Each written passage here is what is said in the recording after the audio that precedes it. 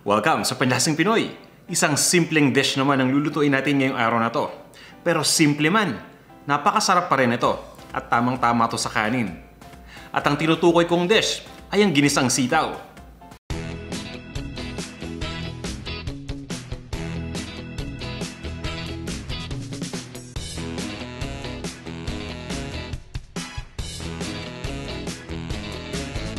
Ito yung mga ingredients na gagamitin natin para dito. Sitaw. Gagamit din tayo dito ng ground pork o ng giniling na baboy. Ito naman yung kamatis na chinop lang natin. Sibuyas. Bawang. Ito naman yung patis. At gagamit din tayo dito ng ground black pepper. Bukod sa mga ingredients na to, kailangan din natin ng tubig at ng mantika. Ito naman yung kompletong listahan ng bawat ingredients. Kasama na rin yung sukat ng bawat isa.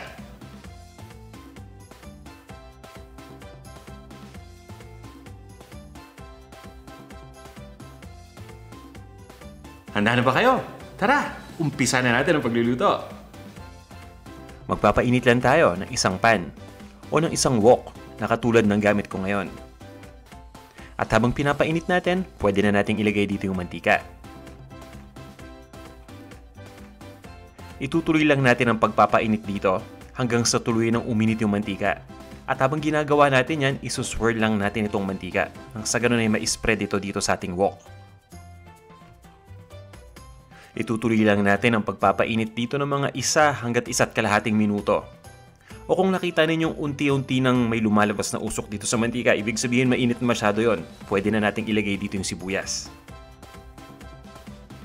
Ito ang yellow onion na chinop ko lang. Pwede kayong gumamit dito ng pulang sibuyas o ng puting sibuyas at nasa sa inyo kung paano nyo hihiwain ito. Lulutuin lang natin ito ng mga 20 to 25 seconds.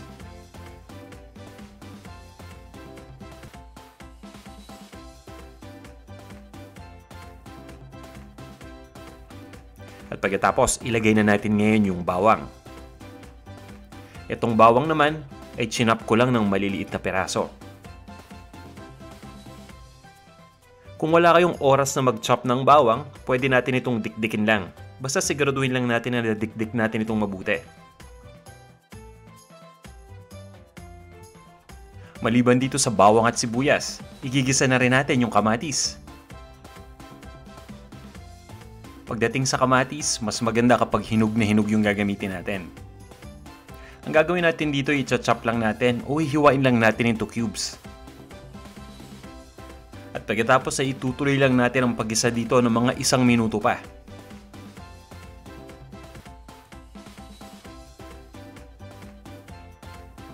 Ngayon naman ay itutulak lang natin itong bawang, sibuyas, pati na rin itong kamatis sa isang tabi. At pagkatapos nito ay ilalagay na natin yung ground pork o yung giniling na baboy.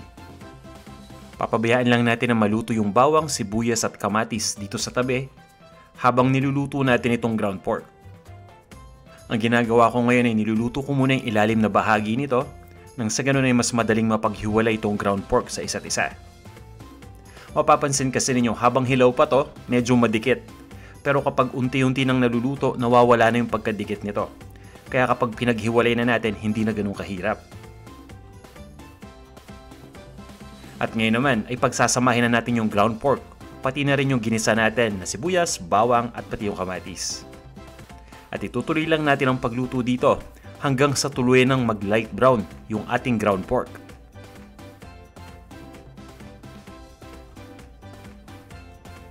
Ngayon naman ay ilagay na natin dito yung sitaw. Itong sitaw ay kilala sa tawag na snake beans o string beans. Igigisa lang natin itong sitaw kasama yung ibang mga ingredient na nandito sa ating wok. Mga 3 minuto ng paggisa lang ang gagawin natin. At pagkatapos ay titimplahan lang natin ito. Maglalagay lang tayo ng patis at ng ground black pepper. Yan lang, ganyan lang kasimple. Hahaluin lang natin ito habang niluluto. Sisiguraduhin lang natin na na-distribute na nating mabuti yung nilagay natin dito na seasonings.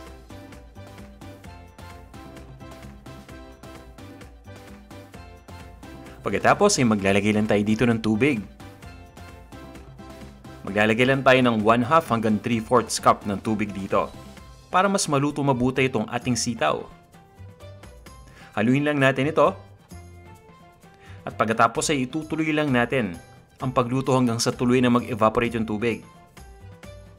Ginagawa ko itong method na to nang sa ganun ay maging tamang-tama lang yung pagkakaluto ng sitaw natin.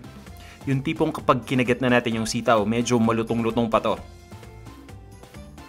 Kung gusto niyo ng malambot na sitaw, ang suggestion ko ay takpan lang natin itong ating lutuan at ituloy nyo lang yung pagluto hanggang sa tuloy na mag-evaporate yung liquid dito.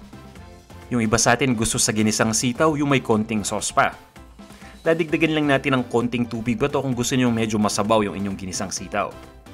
At pagkatapos, ilipat lang natin ito sa isang serving bowl at iserve na natin. Ayan, tama-tama lang yung pagkakaluto natin.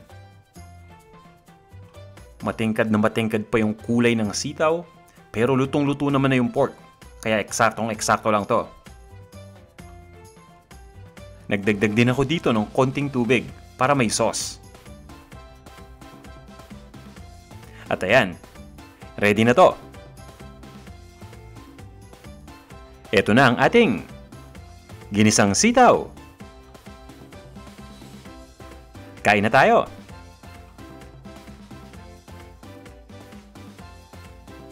Ito na, tikman na natin to. Ito talaga ang nakakatakam.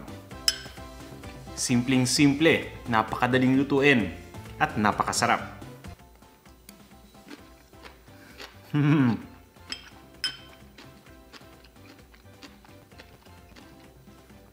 At malutong pa. Yan ang gusto ko sa sitaw. Yung iba sa atin gusto yung sitaw niluluto ng matagal. Okay lang din yun. Ang masasabi ko lang dyan, depende sa preference natin yung tagal ng pagluto natin sa sitaw. At yung pork, malasang malasa. Kain ba tayo? Isa pa. Okay talaga. Sana'y may natutunan na naman kayong bago ngayong araw na to. At kung nagustuhan nyo tong ating video, sana pakilike naman ito.